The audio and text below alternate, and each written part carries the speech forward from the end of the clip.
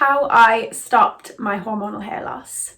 Hey everyone, welcome to Miriam's Healing Habits. So today I'm going to dive back into my most popular video, which is how I stopped my hormonal hair loss with PCOS. So this is an updated version, woohoo, because it was a whole year ago that I actually posted that video, and yeah, a lot has changed since then. So I thought it makes absolute perfect sense to do an updated version of that a year down the line. So I'm really excited to share some of my transformation with you so that you can get similar results and stop your PCOS hair loss too.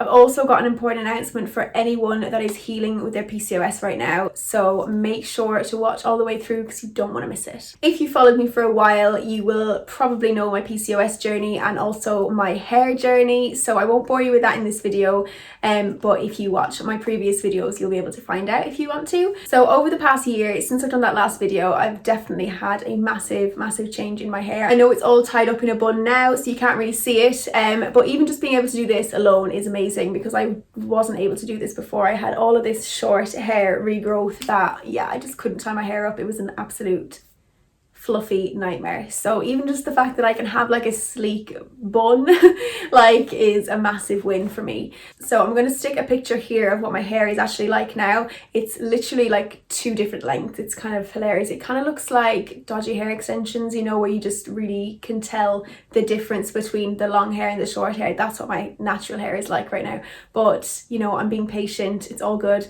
Majority of my hair is probably about there, like that length, and then the rest is really long, but there's not very much of it. However, I can't bring myself to cut it. I'm just going to be patient and just let it all grow until it's all the same length, which will happen, and it's getting there. So for any of you that have been told that PCOS hair loss is permanent and that you can't grow your hair back, all I can do is speak from my own experience, because I was told that as well. Many times I was told that the hair loss would probably be permanent. And lo and behold, mine has grown back. So that is why I think it's really important to reinforce these, you know, positive outcomes and, you know, this positive mindset that actually, you know what, even though people are saying that we can't heal from any of this, listen, honey, this is my body and nobody's going to tell me what I can't heal from. And I think if we all take on board that mindset, because this is our body, and if we want to grow our hair back, we can do it. Because our bodies are amazing, and when we shift our focus into being able to heal and being able to balance our hormones and actually having our own control and our own power over what our bodies are doing and our healing process, you know, amazing things can happen. So I'm going to run through the points that I made in the last video. So I actually shared 10 tips on how I've stopped my hormonal hair loss. So I get asked a lot if I'm, you know, still doing the things that I've spoke about in these videos. So I'm going to run through and explain whether or not I've actually kept these habits up, and anything that maybe my opinion has changed on, or any kind of new discoveries or anything like that have actually helped me further. So in the last video I discussed nutrition deficiencies, I discussed diet, supplements, using heat, not brushing hair when it's wet, switching to a wide tooth comb, not using a hair towel, washing hair gently, avoiding harsh chemicals, hair masking regularly, and sleeping with your hair braided. So many of these I definitely still do, if not pretty much all of them.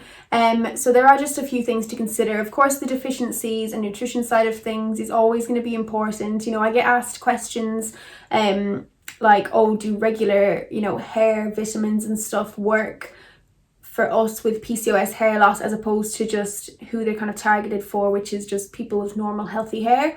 And my answer to that would be anything that's kind of going to help your hair. It's worth giving it a try. You know, everybody's body is different. For me personally, if I use these kind of synthetic hair vitamins that I used to try years ago, they really didn't do much for me. So it's entirely up to you. By all means, you can try them. Of course, the better quality vitamins and supplements, the better results they're going to be. But I would say, you know, don't feel like you can't use them just because you're dealing with hair loss, because at the end of the day, the quality of your hair and keeping your hair healthy and keeping your hair nourished is just as important if it's falling out. In fact, even more important if your hair is falling out, because it's important to keep the rest of your hair in as good condition as possible so that it doesn't, you know, cause further breakages, further fallout. So absolutely keeping your hair nourished from within is always really, really important, especially if there's deficiencies, which, like I've explained in the last video, if you don't know that you've got any deficiencies, I would highly recommend getting a blood test done at your doctor's, because it's just so important to know what we're dealing with. And you know, you could be trying everything under the sun and spending a fortune and still not getting the results that you wish for, simply because you've actually got a deficiency, or there's something like that that's just not quite balanced. So it's really important to kind of know that, have that knowledge, so that you can then work with that and move forward with healing. Now, not using heat, of course, is always something that you should try and minimize or avoid completely if you can. So yeah, that is still a thing. Now, I also said don't brush wet hair in my last video, which I actually disagree with now.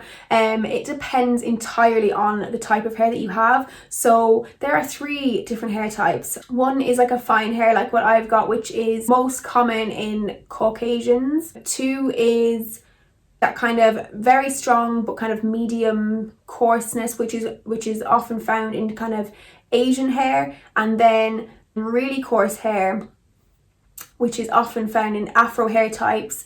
That is another different kind of hair type. So actually all 3 of those need to be treated differently. So by me saying in my last video, don't brush your hair when it's wet, that applies to people like me that have this fine hair. So I've done a little bit of research into that, and actually if you have got that kind of afro, thicker, really super coarse hair, apparently brushing it when it's wet is the only way you should be brushing it. So you might already know that. I just thought I would add that in because in my last video I specified what's best to do for fine hair. So it's just important, you know, knowing what kind of hair type you've actually got and understanding that you need to treat your individual hair type as opposed to just generic hair. Using a wide tooth comb. Now, of course, again, this kind of goes for what kind of hair you've got, but if you've got fine hair like me, a wide tooth comb is absolutely the best. I don't really have enough knowledge on Afro hair, to be completely honest with you, and what the best tools to use are. But again, if that is your hair type, then absolutely research that and make sure that you are using one that is kind of the kindest to your hair. Stop using a hair towel. I still do this. I haven't used a hair towel since before I made that last video, over a year ago. So it's definitely something that I've kept doing, you know, being really, really gentle with my hair and letting it air dry and not kind of being really rough with it and tying it up. And it's, yeah, I mean, I've had really amazing results, so I'm not gonna start using a hair towel again now when I've come so far. And honestly, I don't even need one anymore. You know, you get so used to not using one that you don't really need one.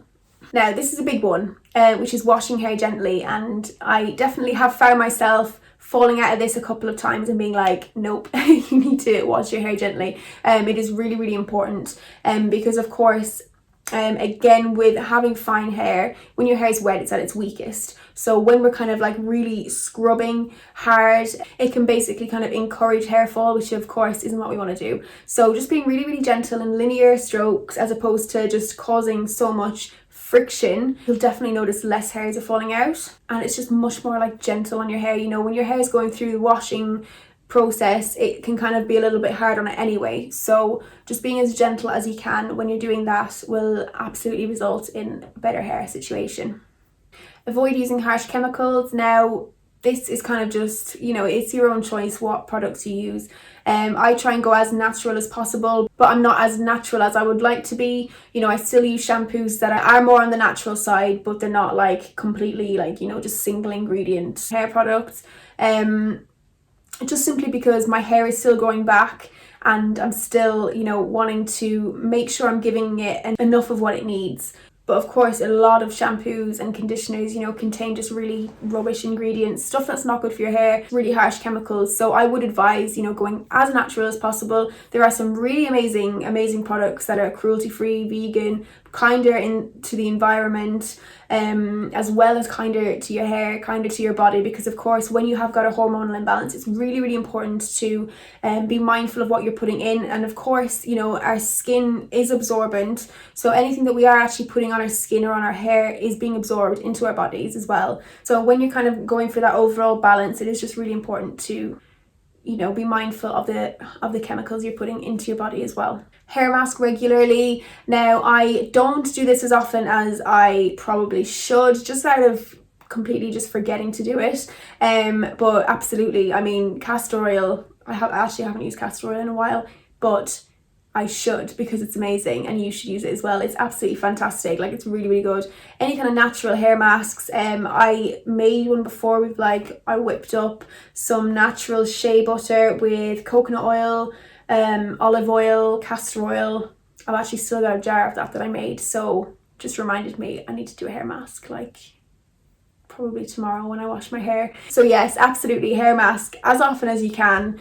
It's always just nice to have a pamper anyway, especially when we're dealing with issues that can bring us down and make us feel a little bit rubbish. So absolutely, hair masks are still awesome. And sleep with plaits or braids. I think I said plaits in the last video, and a few people were like, what do you mean by plaits? So I mean braids, as in, I'm pretty sure that must be like an international term. I don't really know. I think it is. Yeah, braids or plaits. So basically it just keeps your hair nice and tidy. I do try and do this pretty much every night still. So whether that's one braid or two braids, basically just keeps your hair from, especially if you're kind of very, what's the word, when you toss and turn a lot in your bed, and which obviously you're causing friction against the pillow or against your sheets, so that of course can cause hair to fall out while you're sleeping, which isn't something that we want to be doing. So sleeping with a braid is absolutely something that I still do. So you can see that I pretty much do everything still,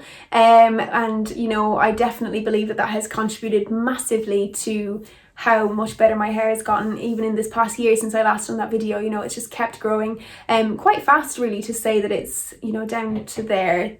I mean, the regrowth, and then the rest is like super long. So I definitely believe in, you know, hair care being a massive part of helping to slow down the process, and hopefully, which is our goal, actually stopping the hair loss. So for me now, like, it happens most of the time where I've literally got one hair in the drain. And then when I come to actually brushing it, it's generally, I've got like 2 hairs or something that come out, or, you know, just hardly any.